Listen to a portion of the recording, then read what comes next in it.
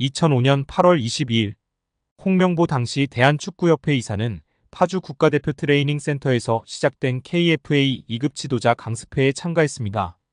홍명보는 지도자 자격증이 없는 상태였는데요. 지도자를 할 생각이었다면 상급 지도자 자격증부터 따야 했습니다. 상급 지도자 자격증을 따면 유소년이나 초등학교 축구교실에서 지도자 생활을 할 수 있었습니다. 2급 지도자 자격증을 따려면 상급을 따고 2년이 지나야 했습니다.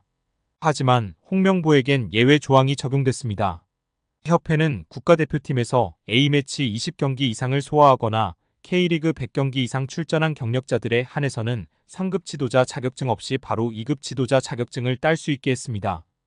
2005년 9월 26일 협회는 딕 아드보카트 한국 축구 대표팀 신인 감독을 보좌할 코치 중 한 명으로 홍명보를 택했습니다. 지도자 자격증이라곤 전무했던 홍명보가 2급 지도자 자격증을 딴 지 3주 만이었습니다. 자격 논란이 불거졌습니다. 2급 지도자 자격증을 보유한 자는 중학교나 고등학교 팀만 지도할 수 있었는데요. 당시 KFA 규정에 따르면 대한축구협회 1급 지도자 자격증이나 아시아축구연맹 A급 지도자 자격증을 취득한 자만 대표팀 지도자로 일할 수 있었습니다. 협회는 당시 지휘권을 갖지 않는 보조 지도자 역할이기 때문에 홍명보 코치의 1급 자격증 취득 여부는 크게 문제될 것이 없다는 입장이었습니다. 지도자 경력이라곤 지도자 수업 3주뿐이었던 홍명보는 국가대표팀 코칭 스태프에 합류한 역사적인 사건이었습니다. 홍명보는 국가대표팀 코치를 맡은 지 1년이 채 지나지 않아 2006 독일 월드컵을 치렀습니다. 홍명보에게 국가대표팀 코치로 지도자 생활을 시작해 월드컵을 경험하는 데까지 필요했던 시간은 단 9개월이었습니다. 누군가는 평생의 꿈이 될 수 있는 월드컵을 경험하는데 홍명보는 속성 자격증 취득부터 돈으로 살 수 없는 월드컵 코치 경험까지. 정말 대단합니다. 이후에도 홍명보는 탄탄대로였습니다. 홍명보는 2006 독일 월드컵 후에도 국가대표팀에 남았는데요. 홍명보는 국가대표팀 코치로 2007 아시아축구연맹 아시안컵, 2008 베이징 올림픽을 차례로 경험했습니다. 2006 독일 월드컵 16강 진출 실패, 2007 아시안컵 3위 및 음주 파문, 2008 베이징 올림픽 조별리그 탈락 등 대표팀은 실패를 거듭했지만 홍명보가 책임질 건 없었습니다. 홍명보는 2008 베이징 올림픽을 마친 후 감독 생활을 시작했습니다. 많은 축구팬들이 알고 계신 것처럼 2010 광저우 아시안게임에서 한국은 한 수 아래로 평가받았던 UAE와의 준결승전에서 연장 접전 끝에 0대1로 졌습니다. 한국은 이 대회에서 3위에 머물며 홍명보의 경질이 예상되었습니다. 그러나 놀랍게도 홍명보는 경질되지 않았습니다. 아시안게임은 금메달이 아니면 의미가 없는 게 분명했고 지난 2002년 부산 아시안게임에서 3위를 한 박항서 감독이 경질되었던 사례가 있기에 명분은 차고도 넘쳤습니다. 그러나 협회는 홍명보를 경질하지 않았습니다. 심지어 2014년 브라질 월드컵에서는 본선 1승도 거두지 못하고 탈락했는데도 협회는 재신임을 발표했었습니다. 결국 여론의 반발이 점점 커지자 기자회견을 열어 자진 사퇴했었습니다. 이후 협회는 2017년 홍명보를 행정총괄 책임자인 전무이사로 내정했습니다. 당시 홍명보는 행정 경험이 전무했었습니다. 이렇게 협회와 홍명보는 아주 끈끈한 관계였으며 증명 없이도 임기를 보장받았었고 낙하산으로만 채용되었던 홍명보였습니다. 이번에도 프리패스로 채용된 것도 홍명보는 뭐 자연스러웠을 겁니다. 홍명보는 나를 버렸다. 이젠 대한민국 축구밖에 없다고 하며 대표팀 감독을 승낙했다고 밝혔었는데요. 홍명보가 버린 건 자신이 아닌 울산입니다. 울산은 3년 재계약을 맺은 지 1년도 지나지 않은 감독을 협회에 내어주면서 상처만 남겼습니다. 홍명보는 대표팀 감독으로 실력은 물론이거니와 도의 신의를 저버리는 인성도 문제가 있는 감독입니다. 속히 선임 취소 혹은 자진 사퇴만이 답입니다.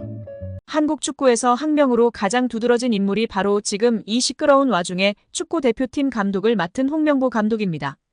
박종환 감독이 대표팀을 이끌던 1995년 한국팀은 코리아컵 준결승전에서 예선에서 쉽게 승리했던 잠비아에 패했습니다. 그런데 이 경기 전날 박 감독의 억압적이고 비인격적 훈련에 불만을 품고 있던 홍명보, 황선홍 등 주전 선수들이 경기 전날 술집에서 대취할 정도로 술을 마신 사실이 언론에 보도가 돼 난리가 났습니다. 그래서 홍명보 선수 등은 징계 위기에 처했는데 이들은 그 제보자로 박 감독을 꼽았고 언젠가 안 갚음하리라 맹세했다고 합니다. 다음해 아시안컵 8강대 이란전에서 한국은 6대2로 참패하였습니다. 유례를 찾기 힘든 처참한 패배입니다. 특히 전반에 2대1로 앞서고 있었는데 휴식 시간 라커룸에서 무슨 일이 있었는지 후반에만 연속으로 5골을 먹은 것입니다. 당사자들은 부인하지만 이 사건은 축구계뿐 아니라 축구팬들도 의혹을 거두지 않고 있습니다. 박 감독은 결국 감독에서 물러났고 당시를 회상하며 자살까지도 생각했을 만큼 개인적으로도 충격이 컸다고 했습니다.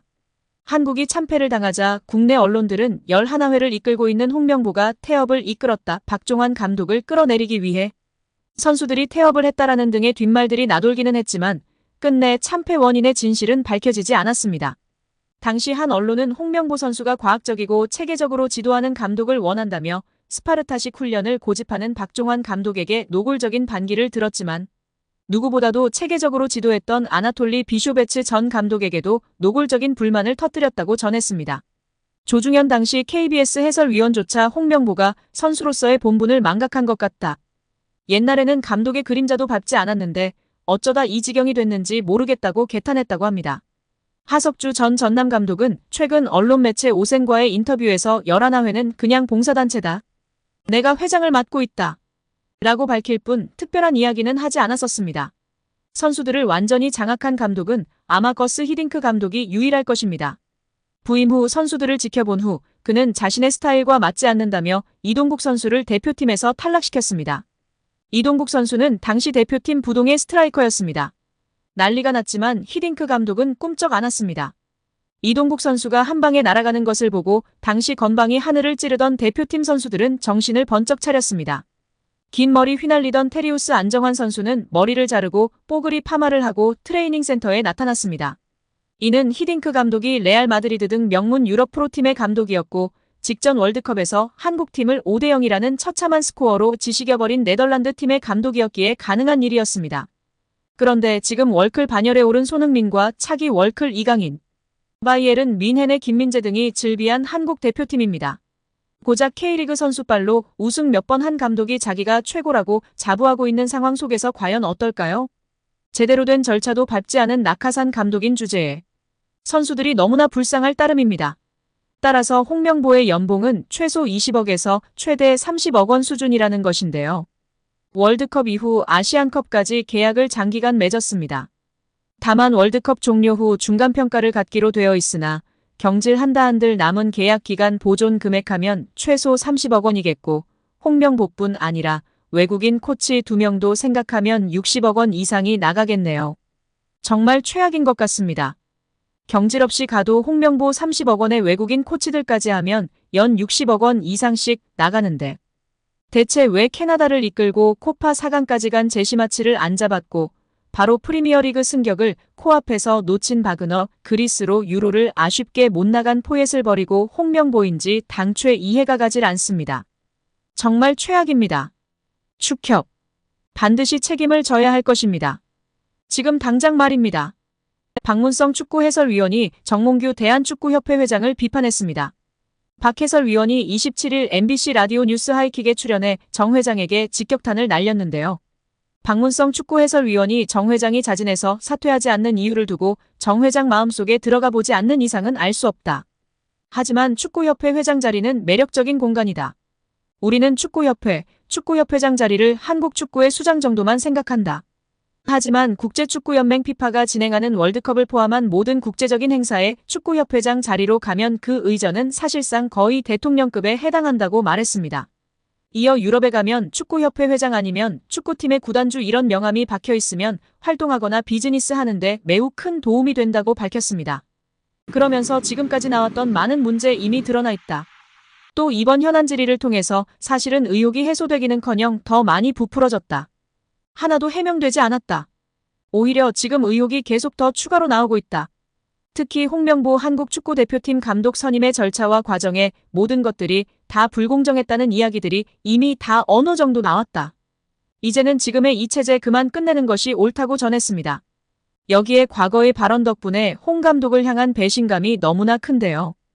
홍 감독은 대표팀의 새 감독 하마평에 오르자 꾸준히 불편하다라는 기색을 내비쳤던 바가 있습니다. 이러한 발언은 울산 팬들을 안심시키기에 충분했습니다. 여기에 더해 작년 1월 과거 울산에서 활약했던 아마노준을 향한 저격 발언이 재조명되고 있습니다. 일본 국적의 미드필더인 아마노는 2022년도 시즌 울산에서 임대선수 신분으로 활약했습니다. 이어서 그 다음 시즌 울산 잔류 여부를 두고 주목받는 사이 그는 홀연히 울산의 우승 경쟁팀인 전북현대로 임대를 떠났습니다. 이에 홍 감독은 분노했습니다. 홍 감독은 아마노가 울산 잔류를 약속했지만 어겼다라며 강도 높은 비판을 했습니다. 곧바로 아마노 측은 홍 감독의 발언에 반발했지만 울산은 이례적으로 아마노 이적 협상과 관련된 보도자료를 배포하기도 했습니다. 이처럼 당시 두 사람 사이에 벌어진 진실 공방은 많은 주목을 받았습니다. 당연히 울산 팬들은 홍 감독의 발언을 적극 지지했습니다. 그런데 아마노의 배신감을 느꼈던 홍 감독이 울산에 배신감을 안긴 아이러니한 상황이 된 것입니다. 이에 울산 팬들은 홍 감독을 아마노의 이름에 빗대어 아마노 홍이라는 조롱 섞인 별명으로 부르기 시작했습니다.